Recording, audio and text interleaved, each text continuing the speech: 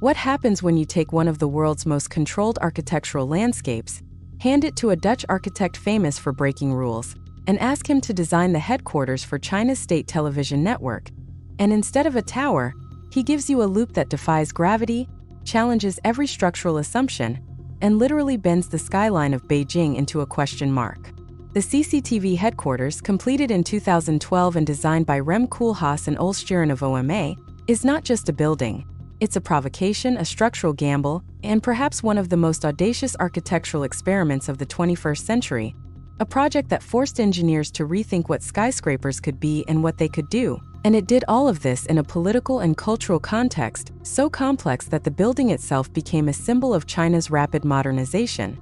its contradictions, and its ambitions on the global stage. To understand the CCTV Headquarters, you have to start with Beijing in the early 2000s, a city transforming at a pace almost unimaginable to Western observers, where entire neighborhoods were being demolished and rebuilt in months, where the 2008 Olympics loomed as a deadline and a promise, and where architecture was being weaponized as soft power, a way for China to announce its arrival as a superpower not just economically but culturally and technologically. And into this frenzy stepped Rem Koolhaas, a man who had spent decades deconstructing the logic of buildings, who had written manifestos about the death of traditional architecture, and who saw in China's appetite for the new an opportunity to build something that would have been impossible almost anywhere else. Because let's be honest, no client in New York or London or even Dubai would have signed off on a building this weird, this structurally ambitious, this openly strange. The project began with a competition in 2002, and Koolhaas, working closely with Ole Scheeren, who was a partner at OMA at the time, proposed something that immediately stood out from the other entries,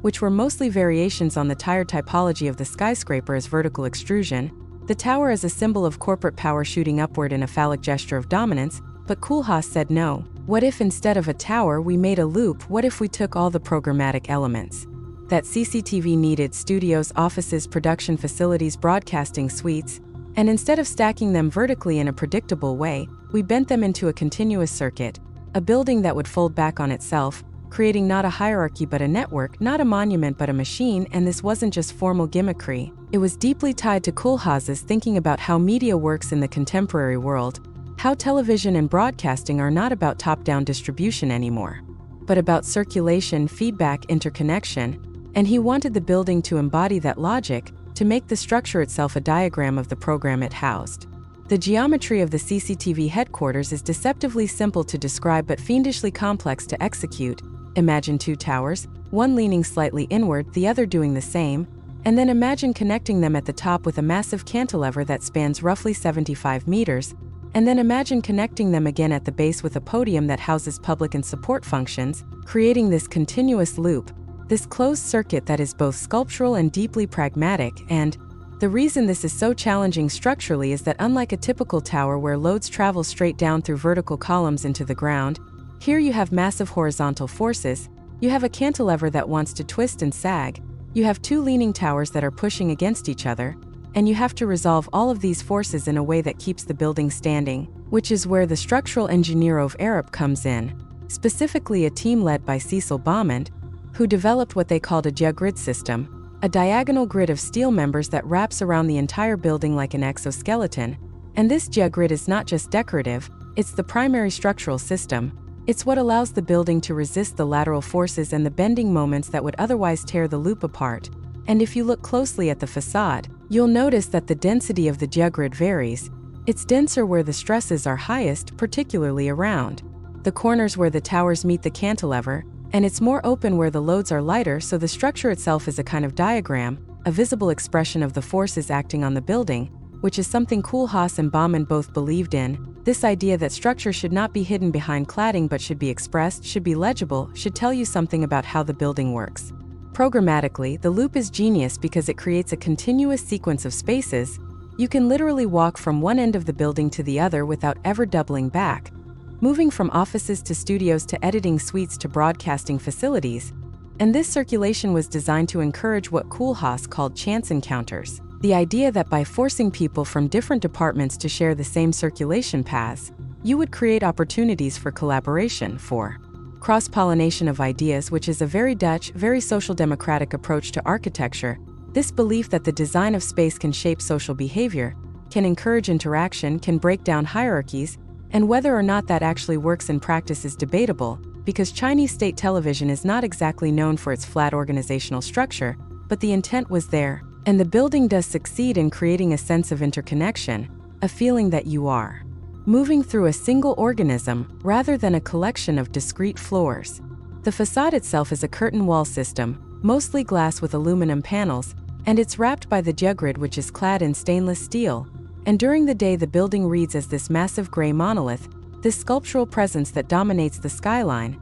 but at night when the interior lights come on, the glass panels glow and the building becomes almost transparent. You can see the activity inside, you can read the different levels and the different programs, and this transformation, from opaque to transparent, from closed to open, is another layer of meaning that Koolhaas was playing with. This idea that media institutions should be transparent, should be legible to the public, which is of course deeply ironic given that CCTV is a state-controlled broadcaster in an authoritarian regime, and Koolhaas has been criticized for this, for building a monument to propaganda, for giving architectural credibility to an institution that censors information and controls narratives. And he's defended himself by saying that architecture is not responsible for the politics of its clients, that buildings are neutral, that his job was to design the best possible solution for the program he was given. But that argument rings hollow to a lot of people, especially in an era where we're increasingly aware that architecture is never neutral, that every building embodies values, that design choices have political consequences,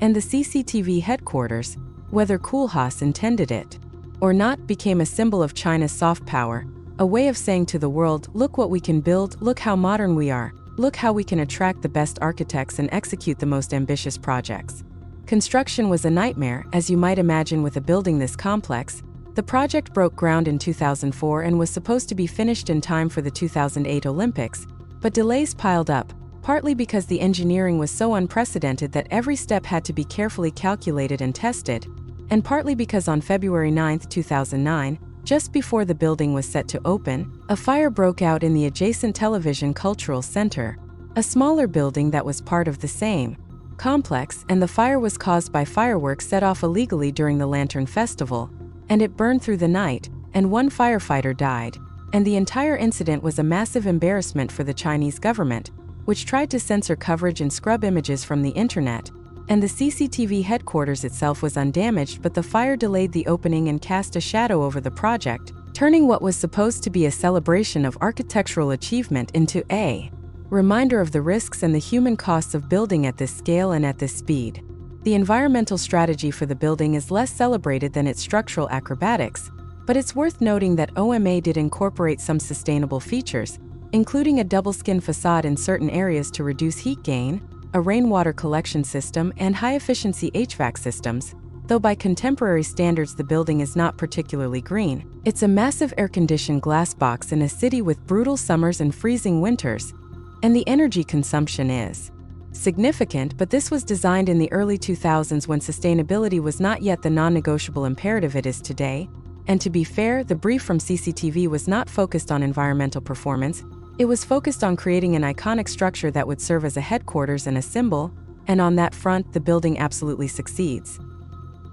User experience inside the building is mixed. Employees have reported that the leaning walls can be disorienting, that the diagonal grid creates odd shadows and visual rhythms that take getting used to, and that the circulation, while conceptually elegant, can be confusing in practice because the loop means there's no clear central axis, no obvious way to orient yourself. But there's also something thrilling about working in a building this strange, this sculptural, this different from the generic office towers that dominate most cities, and the views from the cantilever, which houses executive offices and meeting rooms, are spectacular. You're literally suspended in midair above Beijing, looking out over the cityscape, and there's a visceral thrill to that. A reminder that you're in a building that pushed the boundaries of what's possible. Critical reception has been polarized, as you'd expect. Some critics hailed it as a masterpiece, a breakthrough in structural design, a building that reimagined what a skyscraper could be and proved that ambitious architecture was still possible in an age of risk aversion and value engineering.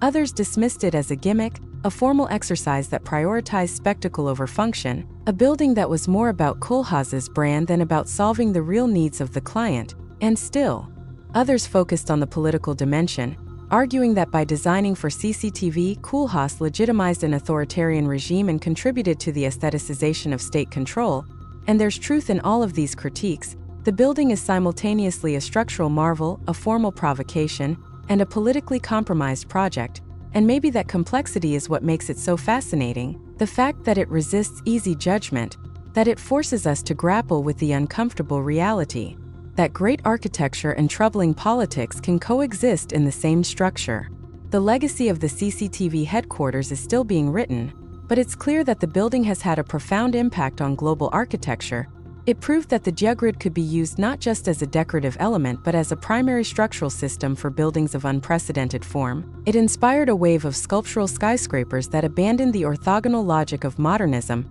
in favor of more dynamic, expressive geometries, and it demonstrated that China was willing to take risks, to commission radical designs, to build projects that would have been rejected as too expensive or too strange in other contexts. And that willingness to experiment, to push boundaries, has made China a kind of laboratory for contemporary architecture, a place where young architects dream of building because the clients say yes to ideas that would be shot down elsewhere, though of course that comes with its own ethical questions, about labor practices, about environmental standards, about the political uses of architecture, and those questions don't have easy answers. Walking around Beijing today, more than a decade after the CCTV headquarters opened, the building still shocks, it still feels radical, it still makes you stop and stare and ask yourself how the hell they built that. And in an era when so much architecture feels safe, when so many buildings are timid variations on familiar themes, there's something almost nostalgic about the CCTV headquarters, this monument to a moment when it seemed like anything was possible,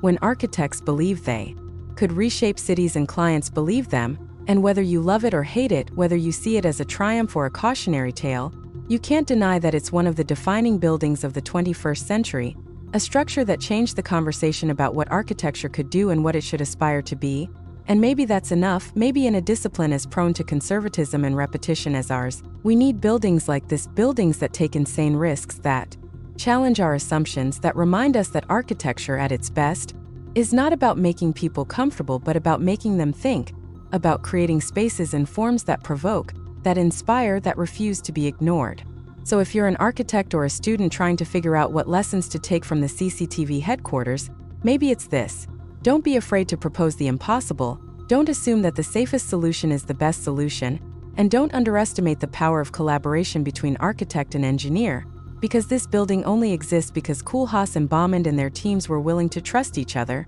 to iterate endlessly, to solve problems that had never been solved before. And that kind of ambition, that kind of relentless curiosity, is what separates great architecture from merely good architecture. And it's what keeps this discipline exciting even when the economic and political conditions seem stacked against boldness and experimentation. If you found this deep dive into the CCTV headquarters as fascinating as we did, go ahead and hit that subscribe button so you don't miss our next architectural breakdown, and drop a comment below telling us what building you think we should cover next, especially if it's something controversial, something that divides opinion, because those are always the most interesting stories to tell, the buildings that make us uncomfortable, that force us to confront our assumptions about what architecture is for and who it serves. And until next time, keep questioning, keep designing, and keep pushing the boundaries of what's possible.